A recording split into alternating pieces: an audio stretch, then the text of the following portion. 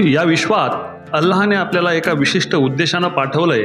त्यामध्ये समग्र विश्व आणि अखिल मानवजात हे त्याला शरण जाणारं बनवायचं हाच एक उद्देश आहे व त्यासाठी आपण पाहिजे त्या स्थळाला गेलं पाहिजे, हाच जिहाद आहे अशी साधारण इथल्या बहुसंख्य मुस्लिमांची धारणा आहे। तसंच त्यांच्या लेखी भारत हे मूर्तीपूजा करणारं काफिर राष्ट्र आहे, त्यामुळं त्याला तर सर्वप्रथम टार्गेट केलं पाहिजे आणि त्यांना बाटवून मुस्लिम केलं पाहिजे अशी बऱ्याच जिहादी विचाराच्या लोकांच्या मनात बसलेली कट्टर संकल्पना आहे। अनेक मार्गांनी भारताला मुस्लिम राष्ट्र बनवण्याचे प्रयत्न झाले, पण शेवटी काही केल्या भारत हे हिंदू राष्ट्रच राहिलं। त्यामुळे आता ते वेगवेगळ्या मार्गाने भारताला मुस्लिम राष्ट्र बनवण्याचा प्रयत्न करत आहेत। त्यातून उभा राहिला लव जिहाद आणि या लव जिहादमधूनच त्यांच्या टार्गेटवर आल्या त्या हिंदू मुली आणि मग उभा राहिला एक भयानक असा क्रूर प्रकार अर्थात लव जिहाद। त्याच लव जिहादची एका प्रकरणाच्या माध्यमातून न्यायालयाने देखील व्याख्या केली आहे।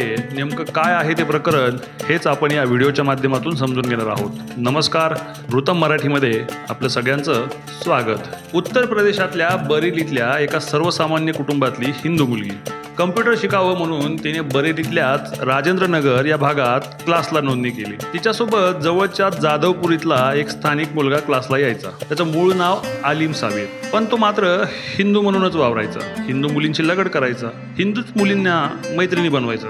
त्या मुलींना नावं सांगताना आनंद हे हिंदू नाव सांगायचा आणि त्याच्या सांगण्यावर लगेच विश्वास बसावा म्हणून हातात धागा देखील धारण करायचा। त्याच्याच बहकावात एक हिंदू मुलगी फसली आणि आपलं सर्वस्व देऊन बसली। त्यानंतर त्यानं बऱ्याच वेळेला तिचं शारीरिक शोषण केलं व त्याचं गुपचूप छायाचित्रण देखील करून ठेवलं। त्यानंतर काही काळातच त्याने आपली खरी ओळख त्या मुलीसमोर प्रगट केली। मग तिला तर धक्काच बसला, कारण आजवर ज्याला ती आनंद समजत होती तो अब्दुल कॅटेगरीतला साबीर रफिक होता। पुढे तो तिला त्याच्या घरी घेऊन गेला। त्याच्या घरच्यांनी देखील परधर्मीय मुलीशी विवाह केला, म्हणून हा विवाह आमच्या लेखी अवैध विवाह आहे म्हणून धर्मांतर कर असा दबाव टाकला।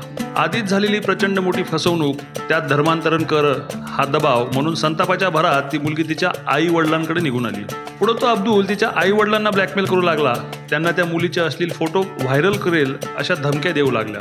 तिच्या बहिणीच्या नवऱ्याला पोलीस केस करू नका नाहीतर सगळ्यांना संपून टाकू अशा धमक्या देऊ लागला। शेवटी मोठ्या हिमतीनं स्थानिक हिंदुत्ववाद्यांच्या आणि समाजसेवकांच्या मदतीनं त्या मुलीच्या आईवडिलांनी पोलीस केस केली। त्यावर सुनावणी करताना न्यायालयानं एक महत्त्वाचा निकाल दिला आहे। या खटल्याच्या निकालात न्यायालयानं म्हटलंय की मुस्लिम पुरुष हे प्रेमाचं खोटं नाटक करून हिंदू महिलांना टार्गेट करतात, त्यांची फसवणूक करून त्यांच्याशी लग्न करतात आणि मुलं झालं की वाऱ्यावरच सोडून देतात। यामागे फक्त आणि फक्त स्वतःच्या धर्माच्या लोकांची संख्या वाढवणं आणि त्यातून भारतात आपली सत्ता आणि वर्चस्व कायम ठेवणं हाच एकमेव उद्देश आहे। तसंच या प्रकरणातील प्रमुख आरोपी मोहम्मद आलिमनं काहीतरी खोटं नाव सांगून हिंदू मुलीची फसवणूक केली आहे आणि तिच्या चित्रफिती काढून वेळोवेळी तिच्यावर बलात्कार केलाय, म्हणून हा प्रकार हलक्यात घेण्यासारखा नाही। त्यामुळं हा प्रकार लव जिहादच्याच दिशेने जातोय असं सांगत न्यायालयानं लव जिहादची व्याख्या देखील केली। या व्याख्येत अगदी सोप्या शब्दात न्यायालयानं म्हटलंय की लव जिहाद म्हणजेच गैर मुस्लिम समुदायातील महिलांना किंवा मुलींना मुस्लिम पुरुष प्रेमाचं नाटक करून त्यांच्याशी लग्न करून त्यांना इस्लाममध्ये धर्मांतरित करतो, त्यालाच लव जिहाद म्हटलं जातं। या लव जिहादच्या माध्यमातून देशात मोठ्या प्रमाणावर बेकायदेशीर धर्मांतर एखाद्या विशिष्ट धर्मातील काही अराजकतावादी घटकांकडून घडवून आणली जात आहेत, एखाद्या व्यापक कटात सहभागी असलेल्या लोकांकडून घडवून आणली जात आहेत। त्यामुळं समग्र मुस्लिम धर्माची बदनामी होते। तसंच या लव जिहादसाठी मोठ्या प्रमाणावर जो पैसा लागतो तो पैसा परदेशातून आल्याचं देखील आम्ही नाकारत नाही असं देखील न्यायालयानं नोंदवलंय। बळजबरीनं धर्मांतरण करण्याचा अधिकार कोणालाही देता येत नाही असंही न्यायालयानं म्हटलंय। त्यामुळं अशा प्रकरणात उत्तर प्रदेश बेकायदेशीर धर्मांतरण कायद्याच्या अंतर्गत कठोर कारवाई होणं आवश्यक आहे। तसेच लव जिहादच्या माध्यमातून होणारी बेकायदेशीर धर्मांतर हे मूलतत्ववाद्यांचे बरेच मोठे उद्देश पूर्ण करण्यासाठी घडवून आणले जातात। त्यामुळं केंद्र सरकार आणि इतर राज्यातील राज्य सरकारांनी देखील याची दखल घेणं आवश्यक आहे, कारण केंद्र सरकारने जर लव जिहादच्या माध्यमातून होणारी अवैध धर्मांतरण थांबवली नाही तर भविष्यात देशाला त्याचे गंभीर परिणाम भोगावे लागतील।